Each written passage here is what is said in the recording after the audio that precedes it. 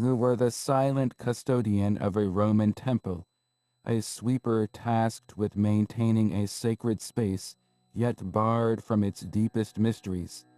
This seemingly simple job held profound spiritual weight, placing you at the heart of a world where every speck of dust could offend a god and every shadow might hide a divine secret. By the end of this journey, you will understand the hidden power and peril of this invisible role, seeing ancient Rome through the eyes of its most humble servant. What whispers did you overhear between senators plotting in the portico? What did you feel when your broom accidentally swept too close to the forbidden statue of Jupiter himself? What kind of person chooses a life of such quiet devotion? Your path to the temple likely began not with a grand calling, but with a quiet, practical necessity. For many, this role was a family tradition, a duty passed from a weary parent to their child. Your father or uncle might have been the one to place the broom in your hands, teaching you that this was not mere labor, but a legacy. Others came to it as a form of public service, a way to fulfill a civic obligation, or simply because it offered a meager but steady wage in a city full of uncertainty. Regardless of the path, the social standing was clear from the start. You were at the very bottom, invisible to the senators and merchants who came to pray, yet permanently stationed at the heart of the divine. Your training was a silent, watchful process. An older sweeper, a man hardened by decades of service, would have shown you the invisible boundaries. You learned which stones on the floor could be washed with water and which required only a dry brush. You memorized the precise patterns for sweeping debris away from the altars, never toward them.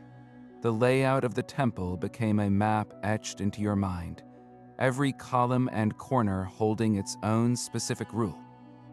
You were taught to recognize the subtle signs of impurity, a dropped offering or a spot of mud, and the exact ritual to rectify it without drawing the attention of the priests. The final step was the oath. This was not a grand ceremony in the main hall, but a hushed ritual in a side chamber. You would have sworn to the gods to be faithful, to be discreet, and to maintain the sanctity of their house above all else. This vow transformed the work. You were no longer just a cleaner, you were a guardian of a sacred space, your humble broom the first line of defense against the chaos of the outside world. Your entire existence now revolved around a simple, terrifying question. What would happen if you failed? The weight of that sacred oath settled upon you long before the sun touched the city. Your day began in the deep indigo of pre-dawn, the streets of Rome still holding their night chill. Before you could even approach the temple, you had to purify yourself. At a small public fountain, you would wash your hands and face with cold, clear water, a simple act that separated the grime of the city from the sanctity of your duty. This was not about being physically clean. It was about becoming ritually acceptable, ready to enter a space where gods resided. Entering the temple precinct in that gray, silent light was a moment of profound isolation. The grand doors were still sealed, the priests and supplicants hours from arriving. You were utterly alone with the sleeping deities. Your first task was not to sweep, but to observe. You moved with a quiet reverence, your eyes scanning the stone floor and the altars for any sign of nocturnal disturbance. Had an animal wandered in? Had the wind blown leaves and dirt across the sacred threshold? Was there a stain, a dropped offering from the previous evening? Anything that constituted a spiritual impurity? Your entire being was focused on this inspection, your senses heightened in the overwhelming silence. The only sound was the soft scuff of your sandals and the whisper of your own breath. Your primary tool was a special broom, its bristles not straw but bound branches from sacred herbs like laurel or myrtle. This was not an ordinary cleaning implement, it was an instrument of ritual. Every stroke of this broom was a careful, deliberate act. You did not simply push dirt, you guided it away from the holy spaces, using specific patterns you had memorized during your training. The goal was to restore the temple to a state of perfect order and purity before the first ray of sunlight hit the main altar. You worked with a focused intensity, knowing that a clumsy noise or a misdirected pile of dust could be seen as an affront to a slumbering god. This was the core of your purpose, to be the silent, unseen hand that maintained the divine balance, ensuring the gods woke to a house worthy of their presence. What kind of focus did it take to perform such a delicate task in near total darkness, knowing that a single mistake could have cosmic consequences? Each tool you handled was far more than a simple object. It was a sacred instrument infused with purpose. Your primary broom, or besom, was not crafted from common straw. Its bristles were made from carefully bound branches of laurel or olive, trees sacred to the gods Apollo and Minerva. To sweep with laurel was not just to clean, it was to purify the air itself with the very plant associated with victory and divine favor. The handle, often of seasoned oak, felt solid and warm in your grasp, a direct connection to the earth and the strength of the gods. Every morning, before your first stroke, you would whisper a quiet prayer over it, reconsecrating it for the day's work. This was not a ritual demanded by the priests, but a personal act of devotion, a reminder that your humble labor was a form of worship. Your dustpan was a small, gleaming sheet of bronze, its edge worn smooth from years of use. You never simply scooped up the dirt, you gathered it. The act of transferring the physical impurities from the sacred floor into the pan was a symbolic removal of disorder from the divine order. The collected debris was never treated as common trash.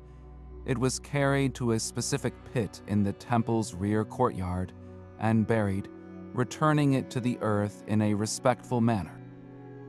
Even the simple linen cloths used for polishing the altars and bronze fittings held deep meaning.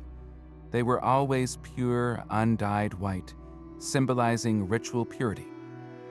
Before use, you would dip them in consecrated water, and with each circular motion across the cool stone, you were not merely wiping away dust. You were anointing the surface, preparing it for contact with the divine.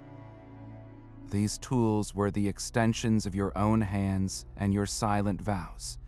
They transformed your physical labor into a continuous, unspoken prayer, a dialogue between your devotion and the gods you served. In your hands, a simple cloth became a vessel of reverence, and a bronze pan a container for the world's chaos, safely removed from the realm of the sacred. The temple itself was a map of sacred geography, each area defined by its accessibility and holiness. You moved through this space not as a visitor, but as a custodian bound by invisible lines. The outermost area was the portico, a grand columned porch open to the public. Here, beneath the high ceiling, senators might pause to discuss politics and merchants would gather before making their offerings. Your work here was constant, sweeping away the mud and debris tracked in by countless sandals, but it was also the most forgiving space. A mistake here was merely unclean, not sacrilegious. Moving inward, you entered the main hall, the cella. This was the heart of the temple, a vast, echoing chamber where the air itself felt thick with silence and smoke from the altars. Here, your movements became a slow, deliberate dance. You could sweep the expansive floor, carefully polishing the intricate mosaics that depicted the gods' deeds. You could dust the bases of the columns and even tend to the public offering bowls, ensuring they were clean and ready for use. but your authority and your broom stopped at a stark, unspoken boundary.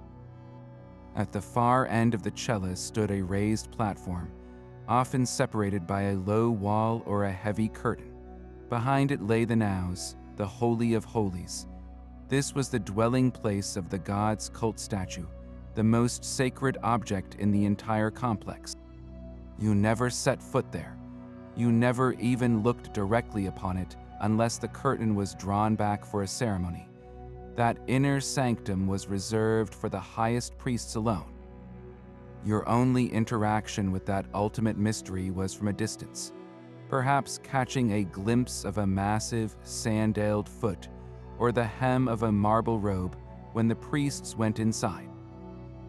Your sweeping patterns around this area were the most careful of all, ensuring not a single speck of dust from the common floor was swept toward that sacred threshold. This was the profound paradox of your life. You maintained the house of a god, yet you were forever separated from its most intimate center. How did it feel to spend a lifetime in such close proximity to ultimate power, yet be barred from ever truly approaching it? Your world was defined by these silent encounters with the religious elite. The priests moved through the temple with an air of unquestioned authority, their pristine white robes and solemn expressions setting them apart from the common worshippers. Your protocol was absolute. You lowered your gaze and stepped aside, making yourself as small and inconspicuous as possible against a column or wall. You were a piece of the scenery, a functional ghost. Speaking to a priest was forbidden unless he spoke to you first, and even then, your replies were to be monosyllabic and deferential. A priest might gesture to a patch of mud tracked in by a visitor, and you would immediately scurry to clean it, your heart pounding not from the task, but from the weight of his direct attention. The hierarchy was a palpable force in the air, a pyramid with the gods at its peak, the priests just below, and you somewhere in the dusty foundations. Yet within this rigid structure, there were moments of breathtaking significance. The most profound of these was the rare sight of a Vestal Virgin. These 6 women, chosen from Rome's most noble families, were living embodiments of the city's sacred flame and its very survival. To see one was considered an omen of good fortune. You might be polishing a bronze brazier in a side corridor when the air would suddenly change, growing still and charged. She would glide past, accompanied by a solemn escort, her own gaze fixed ahead, her simple white stola and intricately braided hair marking her as utterly separate from the mortal world. Her purpose was the eternal flame in the Temple of Vesta, a fire that could never be allowed to die. In that fleeting moment, as you stood frozen with your head bowed, you felt you were in the presence of a power as ancient and essential as the temple stones themselves. It was a silent reminder that your humble sweeping was part of a cosmic order far greater than yourself, a small but essential service to forces that determine the fate of empires. But beneath the weight of grand rituals and high priests lay a deeper, more personal layer of fear. Your daily reality was haunted by the minor deities and guardian spirits that were believed to inhabit every corner of the temple. These were the lairs, the household gods of the sacred precinct, and to disturb one was to invite a world of minor misfortunes. A sudden chill in a sunlit corridor, a misplaced tool you were certain you had just set down, a whisper that seemed to come from the stone itself. These were not dismissed as imagination. They were signs. You learned to make small, daily offerings at the tiny, forgotten shrines tucked behind columns. A few grains of wheat or a drop of wine poured out in silence. This was a plea for peace, a bribe to the unseen guardians to look favorably upon your work and not play their tricks. The most chilling superstition, however, involved your own predecessors. It was said that a sweeper who failed in his duties, who died with a stain of impurity on his soul, could not find peace.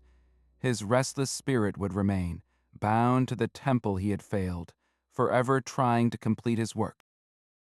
The stories were passed down in hushed tones, tales of brooms found in the morning leaning against a wall they had not been left near, of perfect, intricate patterns of swept dust that no living hand had created.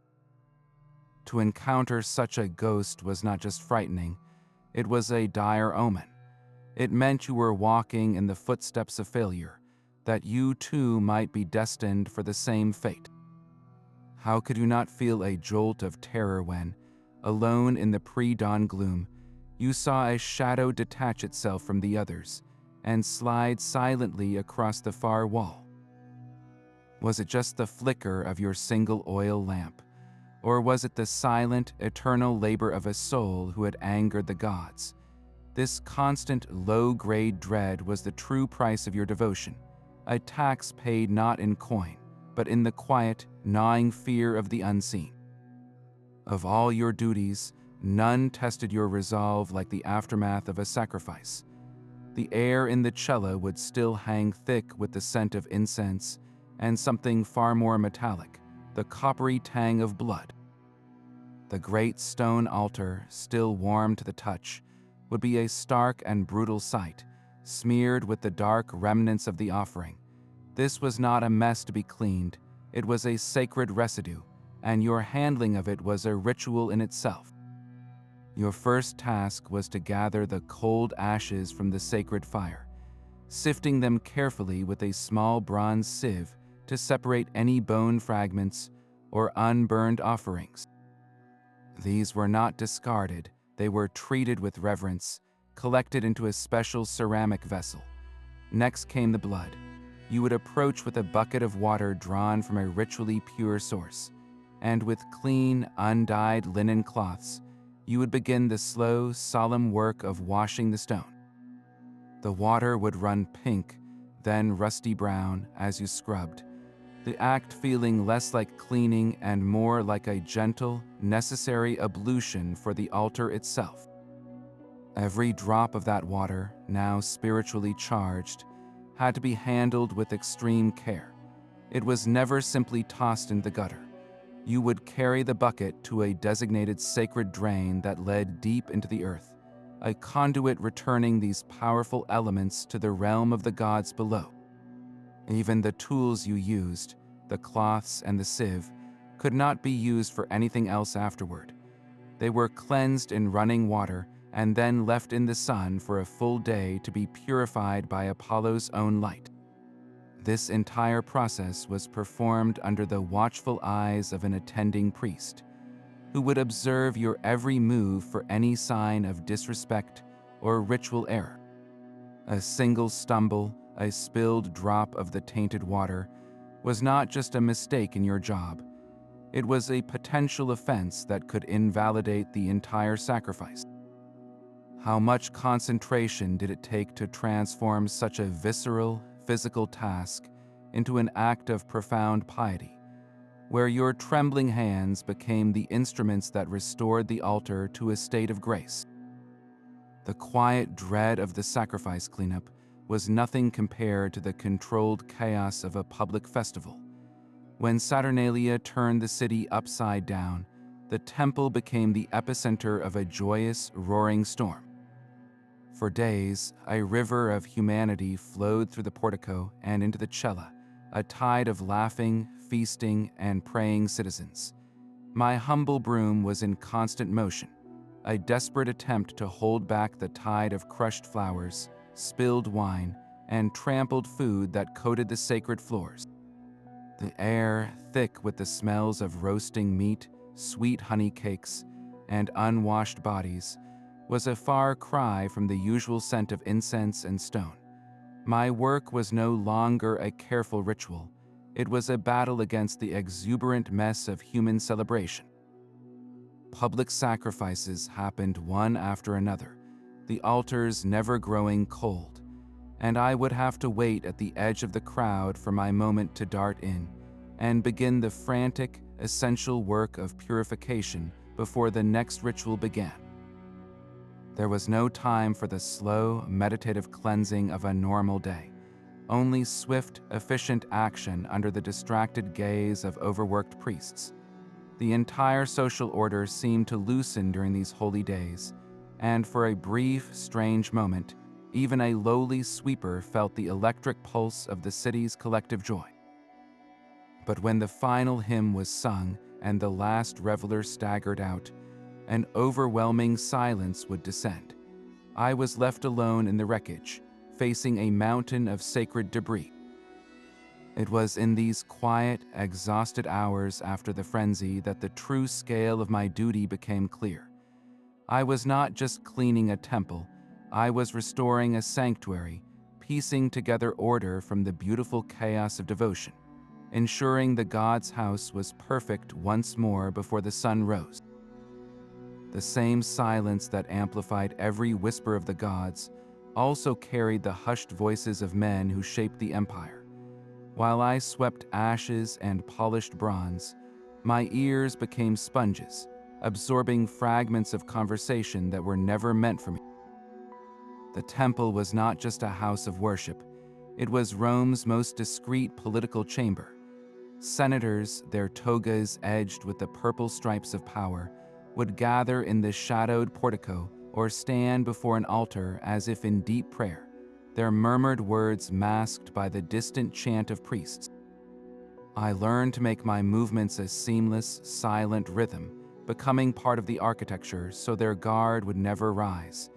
I heard things, a name whispered with venom, a province mentioned with greedy anticipation, a veiled threat against a rival spoken just inches from the statue of justice herself. One afternoon, while meticulously cleaning the grout between mosaic stones, I overheard two officials discussing the sudden, convenient illness of a general who opposed a new tax. Their words were casual, their tone clinical, as if they were discussing the weather and not the fate of a man and his legions. Another time, I caught the tail end of a plot to sway a public vote by funding a rival's lavish games, a secret alliance forged not in the Senate House, but in the perfumed air of the temple.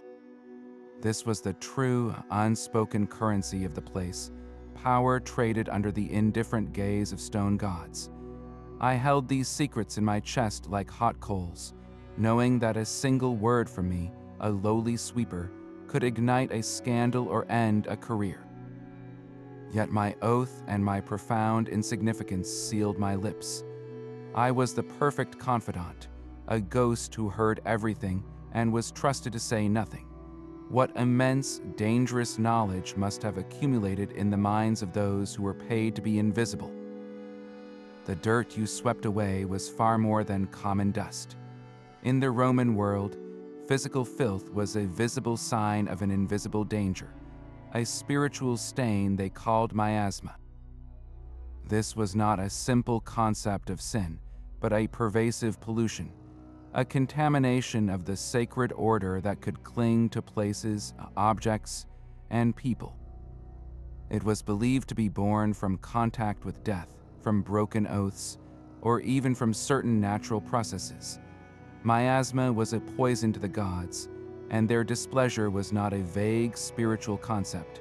It manifested as crop failure, lost battles, and plague. Your broom, therefore, was not just a cleaning tool, it was a weapon. Every stroke was a battle against this invisible contagion, a direct defense of the city's spiritual and physical well-being. When you swept the temple floor, you were not merely tidying up. You were purging the space of a substance that could offend the divine and bring ruin upon all of Rome. A single overlooked stain, a pile of dust left too close to an altar, was not a mark of laziness. It was a potential leak in the city's defensive wall against misfortune. The priests could perform the grand rituals to win the gods' favor, but it was your constant, humble labor that maintained the baseline purity required for those rituals to even work. You were the guardian of the threshold, ensuring the channel of communication between Rome and its gods remained clean and open. Your menial task was, in truth, a form of continuous, silent prayer for the safety of the entire empire, a plea written not in words, but in the clean lines your broom left upon the sacred stone. Amidst the grand political dramas and bloody rituals, the truest moments of faith happened in silence. Before the priests arrived and the public streamed in, the temple was yours alone. In those sacred, stolen minutes, your humble broom was set aside, and you could finally speak, not as a servant, but as a supplicant. Your prayers were not the formal, booming chants of the state religion. They were whispered words meant only for the God whose house you kept. You might approach the base of a great column, resting a hand on the cool, smooth marble, and look toward the shadowed niche where the deity resided. Your prayers were for simple things, the small, human worries that had no place in official ceremonies. You asked for your daughter's fever to break. You pleaded for a little more rain for your brother's struggling farm outside the city walls. You whispered thanks for a season without sickness, or simply for the strength to bear another day of your own quiet obscurity. This was a personal relationship, built not on grand sacrifices, but on thousands of dawns spent in devoted company. You knew the way the morning light would catch the god's stone eye, the particular scent of the air around their altar. In return, you left small, secret offerings. A perfect wildflower tucked into a crack in the mortar where only you and the god would know. A small, homemade cake of honey and barley placed carefully behind a votive statue. A few coins, your meager earnings, pressed into the dust at the base of an incense burner. These were not bribes, but tokens of a genuine bond, a way of saying, I am here, I see you, and I care for this place that is your home. In these hidden acts, you were no longer just the sweeper. You were a true guardian, a faithful friend in the empty halls, proving that the most profound devotion often flourishes farthest from the public eye. But the most profound moments were not the secrets you overheard, but the signs you were sometimes the first to see. Your intimate knowledge of the temple's every crack and shadow made you a silent witness to the god's own language. One morning, while polishing the bronze base of a statue of Minerva, your cloth snagged on a fissure that had not been there the day before. A thin, hairline crack now ran up the goddess' armored skirt. Your blood ran cold. This was not ordinary wear, it was a potential portent, a fracture in the divine facade that could mean the goddess was turning her favor away from Rome. You had to decide in a heartbeat. Do you quietly report it to the attending priest and risk his wrath for implying you had caused it? Or do you stay silent and risk the consequences if the omen went unheeded? The true terror, however, came during the sacrifices themselves. After the animal was slain, the priest would begin the extispicy, the reading of the entrails. All work would cease. You would stand frozen in the background, your broom held tight, watching as the haruspex, his hands stained red, carefully examined the liver and lungs laid out upon the altar. The silence in the vast hall was absolute, a physical weight pressing down on everyone. A healthy, well-formed liver meant the gods were pleased, and a collective, unspoken sigh of relief would wash through the priests. But if the organ was discolored, or if a lobe was missing or malformed, the air would grow thick with a different kind of silence, one heavy with dread. The head priest's face would turn to stone.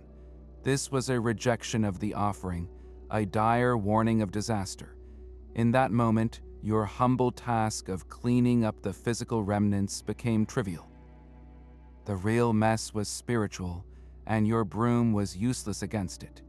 You were witnessing the fragile line between Rome's prosperity and its ruin, a verdict delivered not in the Senate, but in the steaming viscera of a sacrificial beast. How could you not feel the weight of the entire empire in that single, awful silence? Your daily bread depended on a system of quiet transactions, far removed from the grand economics of the empire. The official wage for a temple sweeper was a pittance, a few bronze coins handed out monthly that might buy a sack of grain and little else. This was not a salary meant to build a life upon, but a symbolic payment from the state, an acknowledgement of your civic duty rather than a living wage. Survival, therefore, hinged on the unspoken economy of favors and fear. A wealthy patrician, his prayers seemingly answered after a lavish sacrifice, might discreetly press a silver denarius into your palm as he departed, a gratuity for maintaining the sacred space where his fortune turned. A priest, pleased with your discreet and efficient cleanup of a particularly messy ritual, might let you take home the leftover, unconsecrated portions of the sacrificial bread or wine, a small luxury that transformed your family's evening meal. These gifts were not given openly, but passed in the shadow of a column or with a silent nod, a transaction that maintained the illusion of your pure devotion while acknowledging the grim reality of your needs. But the truly clever sweeper learned to leverage the temple's sacred aura for his own benefit. One of the most common side hustles involved the very dust you swept. To a superstitious visitor, the dust from the floor of Jupiter's temple was not mere dirt. It was potentia, a substance charged with divine presence. You could be approached by a nervous merchant before a risky sea voyage, and for a small fee, you would sell him a tiny, folded packet of this blessed dust to carry as a charm for safe passage. Another might seek dust from the temple of Venus to use in a love potion. You never made grand claims. You simply provided the material and let their faith do the rest. Another unofficial role was that of an informal guide. While you were forbidden from interpreting omens or giving formal advice, you could, for a price, point a desperate supplicant toward the lesser-known shrine of a specialized deity, or whisper which priest was known to be more sympathetic to certain pleas. You were selling access, not to the gods themselves, but to the hidden pathways of their house. This delicate dance between poverty and piety defined your existence, forcing you to become a minor entrepreneur in the marketplace of faith, your broom gathering not just dust, but the small, essential coins that kept a roof over your head. The dust of faith carried a hidden, physical cost that settled deep in your lungs. With every sweep, you inhaled a fine, invisible cloud of ash from the extinguished altar fires, powdered incense resins, and the ever-present grit of the city. This was not clean country air, but a sacred smog that, over years, would leave you with a persistent, rattling cough, a constant reminder of the temple's atmosphere. Your back and knees bore the brunt of your devotion, a lifetime of bending and stooping to reach every corner of the mosaic floor, etching a permanent ache into your bones. The work was a slow, grinding attrition on the body, a price paid in creaking joints and stiffened muscles that greeted you each morning before you even lifted your broom. And then there were the immediate dangers, the sharp, sudden reminders that you worked in a place of powerful forces.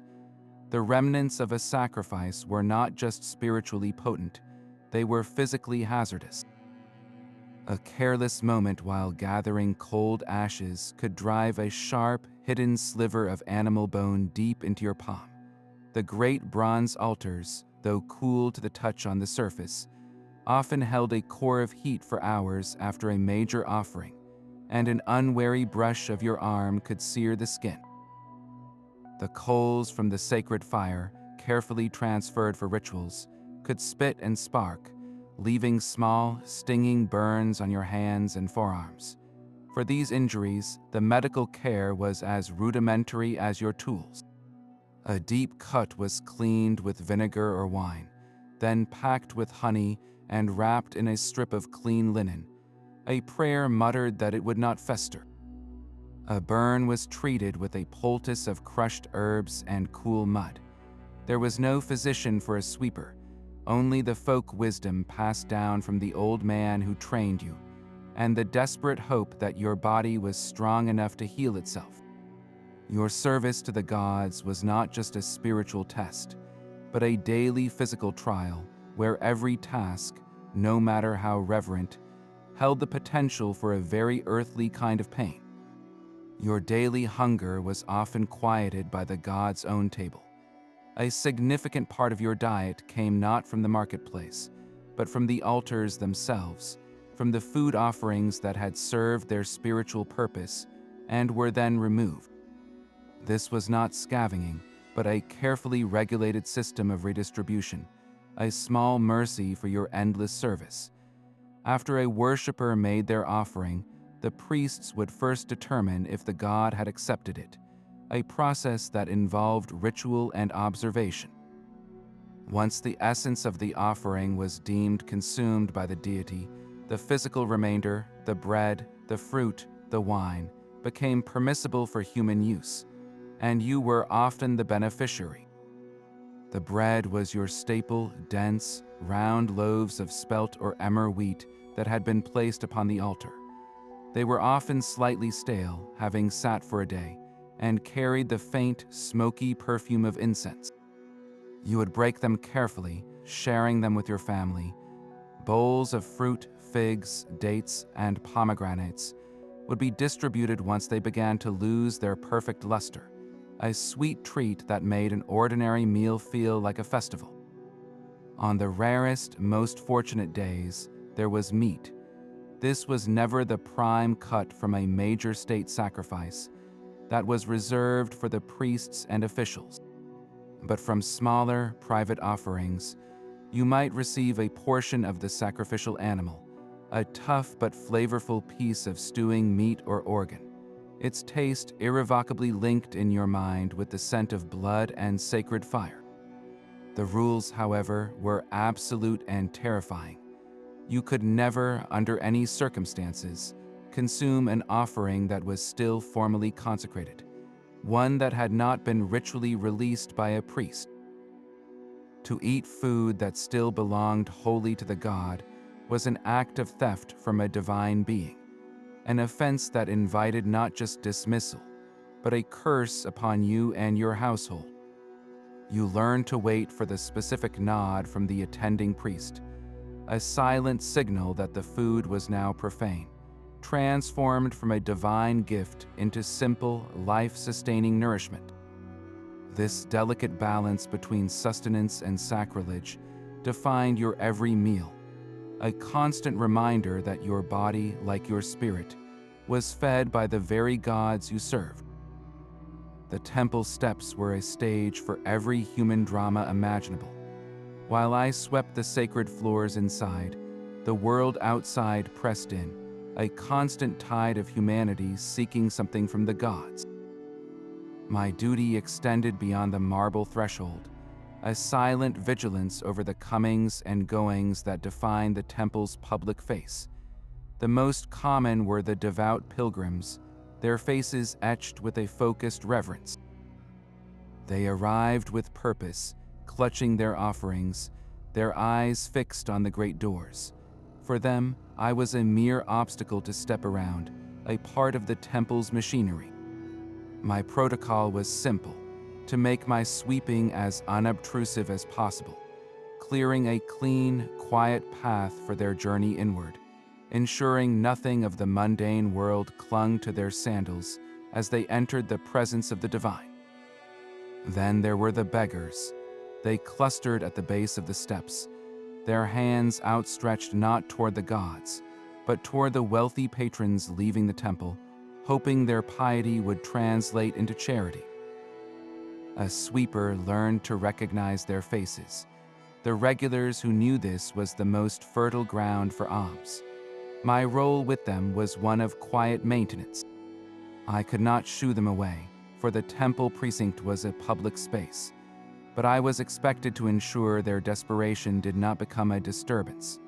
If their pleas grew too loud or they blocked the path of a senator, a single, sharp look from me was usually enough.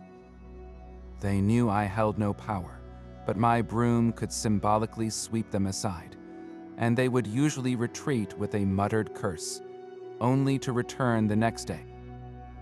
The most challenging were the curious tourists, citizens from other parts of the empire or country folk seeing the capital for the first time.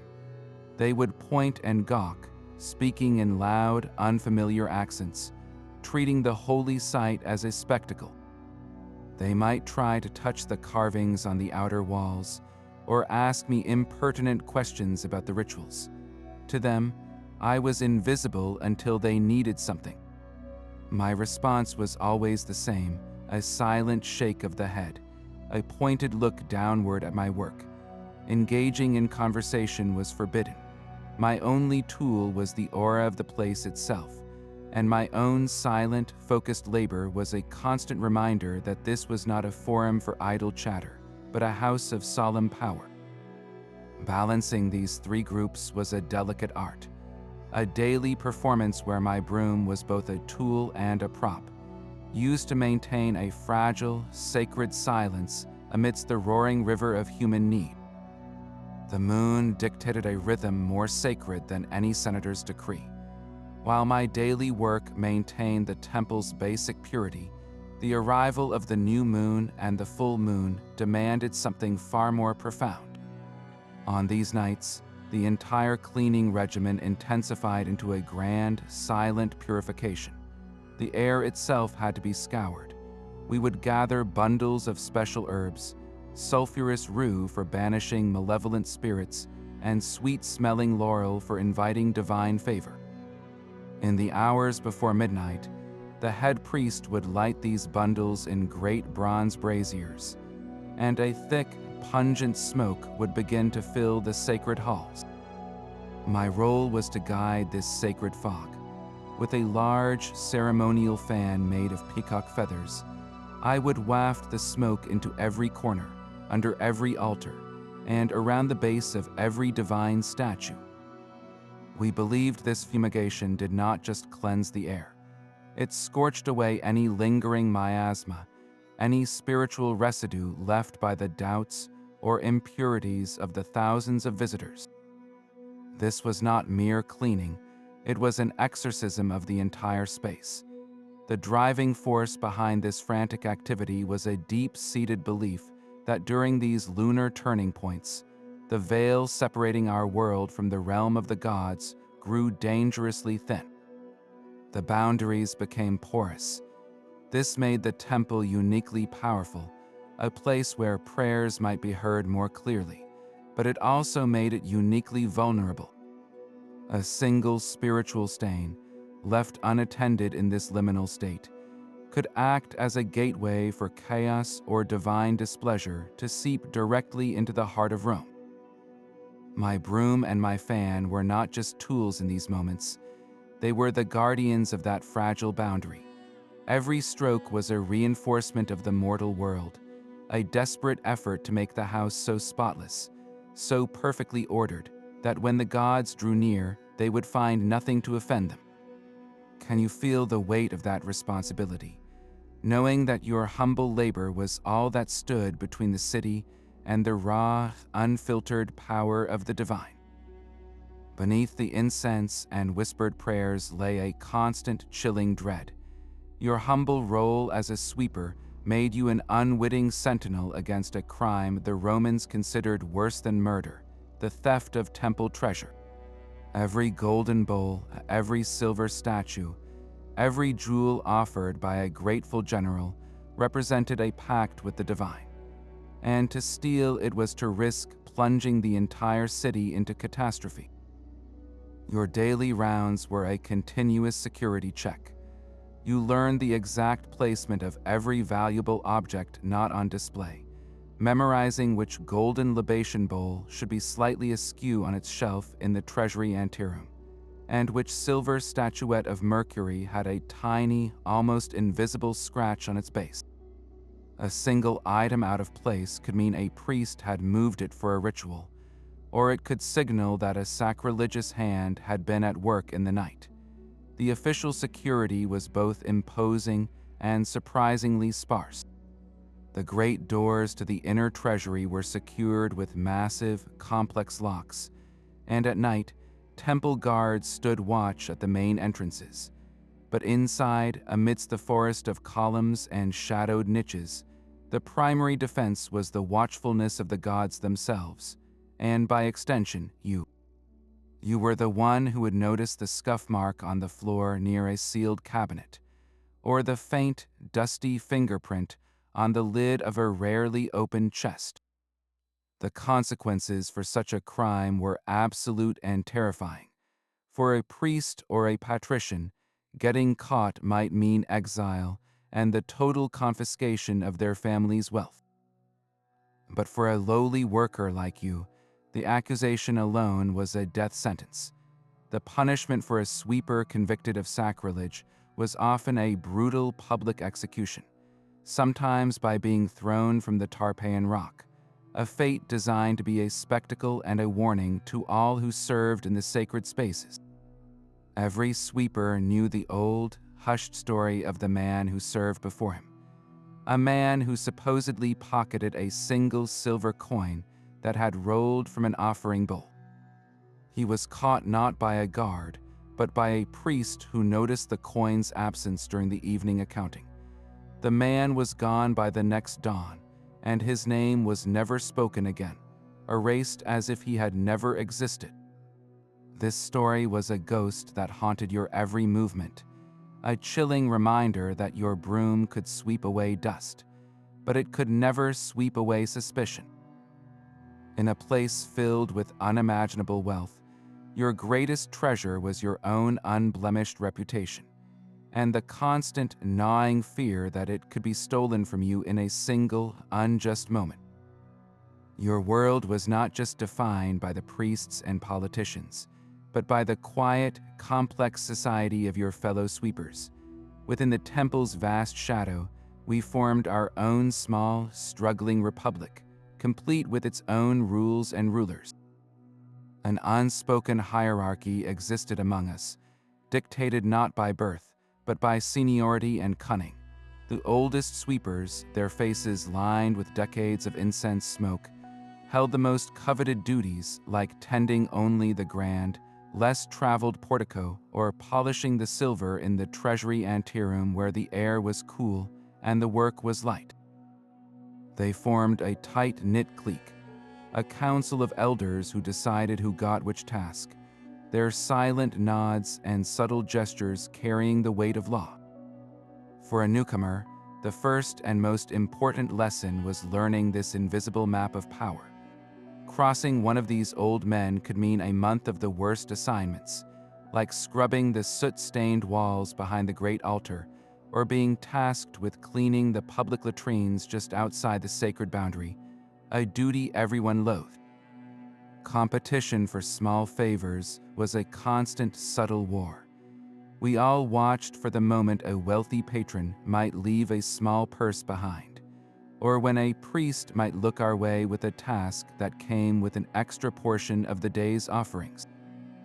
A chance to carry a priest's scrolls to his home, for instance, was a prized opportunity, a brief escape from the temple, and a chance for a more personal, and therefore more generous, tip. You learn to position yourself in the right shadow at the right time, to make your movements seem helpful rather than eager, to be the one whose face came to mind when a small reward was to be given. Yet, for all this quiet competition, a profound camaraderie was our true currency. We were the only ones who understood the unique pressures of this life, the shared fear of a misinterpreted omen, the collective dread of a festival's aftermath, the same aching backs and dust-choked lungs. In the dim light of the staff courtyard, sharing a loaf of gifted bread, we were not rivals but brothers in silence. We covered for each other, one man finishing the sweeping pattern another had started when a sudden cramp struck. We shared warnings, a quick hand signal to indicate that a certain priest was in a foul mood and best avoided. We mourned together when one of our own fell ill, knowing his family would now face starvation without his meager, unofficial income. This bond, forged in shared obscurity and sacred dust, was the real, unbreakable foundation of the temple. It was a hidden alliance of the unseen, a silent pact that while we might jostle for scraps, we would never let one of our own fall into the sacred fire. A whisper would ripple through our silent ranks days before his arrival. "The Emperor is coming." Those 3 words transformed our entire world from a place of quiet devotion into a stage for the most powerful man on earth. The usual cleaning rituals became a frantic military operation. Every inch of the temple, from the highest cornice to the deepest crack in the floor mosaic, had to be scrubbed, polished, and purified beyond any standard we had ever known. We worked until our hands were raw, using special cloths and consecrated waters we normally saved for the most important festivals. The head priest himself would stalk the halls, his eyes missing nothing, pointing a trembling finger at a smudge we would have considered invisible. We rehearsed our movements, not just the sweeping, but the way we were to stand, frozen and invisible against the walls, when the imperial procession entered. The air grew thick with a new kind of fear, not of the gods, but of mortal failure. And then the day would arrive. The streets outside would fall into an unnatural hush, broken only by the distant tramp of the Praetorian Guard. We would take our assigned positions, becoming statues in the shadows. He entered not just as an emperor, but as Pontifex Maximus, the chief priest of Rome. The man who held the power of life and death over millions was here to perform the same rituals we cleaned up after. But his sacrifice held the weight of the entire empire. From my frozen post in a dim corner, I watched. I saw the immaculate white of his toga, the solemn focus on his face as he approached the altar. My broom was forgotten in my hand, a useless stick. In that moment, the hierarchy of our world was carved into the very air.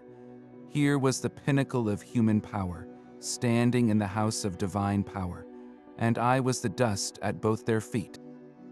The entire ritual unfolded in a breathless silence, every word from his lips precise, every gesture of his hands measured. When the sacrifice was complete and the imperial retinue swept out, the silence they left behind was deafening. We were alone again, but the temple felt different, charged with an echo of absolute authority. My next task was to clean the altar after the emperor himself. My hands shook as I reached for my bronze pan and sacred cloths. Could the touch of a sweeper ever truly purify a space that had just been occupied by a living god? The temple had its own voice, a soundscape as layered and complex as its rituals. Bells were the punctuation of the sacred. Small, tinkling bronze bells hung from the priest's robes, their delicate chime marking his every movement during a ceremony, a constant living reminder of the divine presence he channeled. Then there were the great bells, massive bronze bowls struck with a heavy mallet.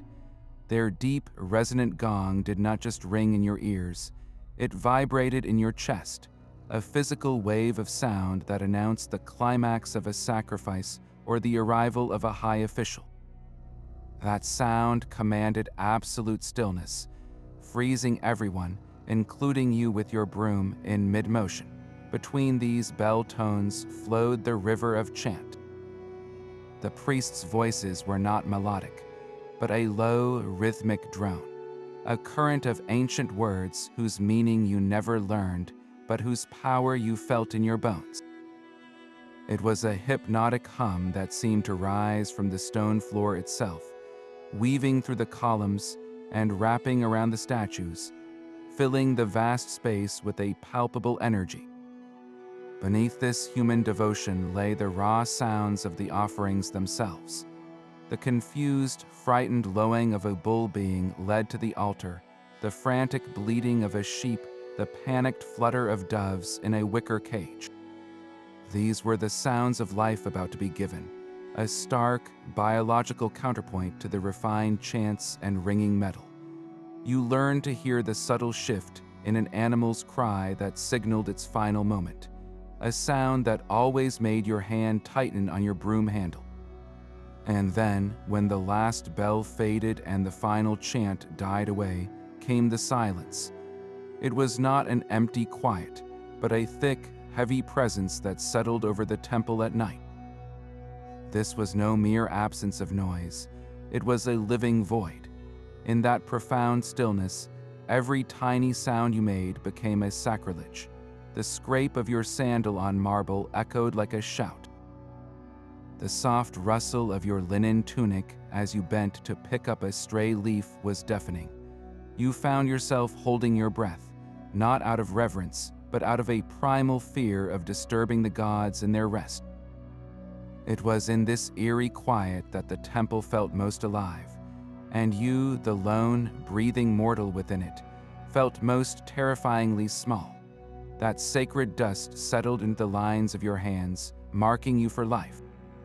The dream of ever trading your broom for the white robes of a priest was a fantasy as distant as the stars. You could know every ritual by heart, recite the prayers you overheard 1,000 times, and understand the temple's rhythms better than some of the junior priests themselves, but none of it mattered. The religious hierarchy of Rome was a fortress, and the gates were sealed by birth, not devotion. To become a priest, even a lowly acolyte who merely carried the sacred vessels, required a pedigree. You needed to be born into the patrician class, or at the very least, into a wealthy and respected plebeian family with political connections. Your family name had to be pure, your lineage free from scandal, your citizenship unquestioned. A sweeper, by the very nature of his work, came from the humblest origins, the vast and anonymous mass of the Roman poor. Your presence in the temple was a necessity, but your blood was a permanent stain that no amount of ritual purity could ever wash away. This created a profound and painful irony. You, the sweeper, possessed a practical, intimate knowledge of the sacred space that few priests could ever match. You knew which floorstones echoed and which were silent, the exact angle of morning light that would illuminate a crack in the statue of Jupiter, the secret, worn path in the mosaic that indicated centuries of your predecessors' careful steps. Yet this deep, earned wisdom was worthless in the face of aristocratic privilege. The priests saw your knowledge not as a qualification, but as a simple function of your role, like a donkey knowing the path to the mill. You were part of the temple's machinery, a living, breathing tool to be used and maintained, but never, ever promoted. This rigid separation was the true, unshakable foundation of the entire religious system. It ensured that the channel to the gods was controlled exclusively by the social and political elite, keeping the divine firmly on the side of the established order.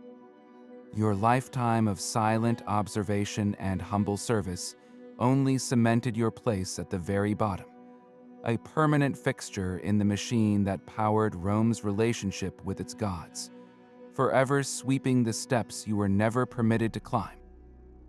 The end of your service came not with a ceremony, but with a final, aching silence. There was no grand pension from the state, no plot of land granted for your decades of devotion. When your body could no longer bear the daily toll, when your back refused to straighten or your cough became a constant, rattling companion, you simply stopped coming to the temple. Your end was as quiet as your beginning.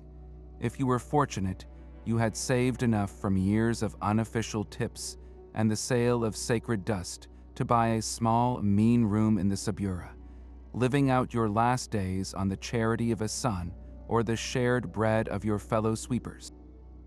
For most, however, the final destination was a communal grave, a pit on the outskirts of the city where the nameless poor were laid to rest.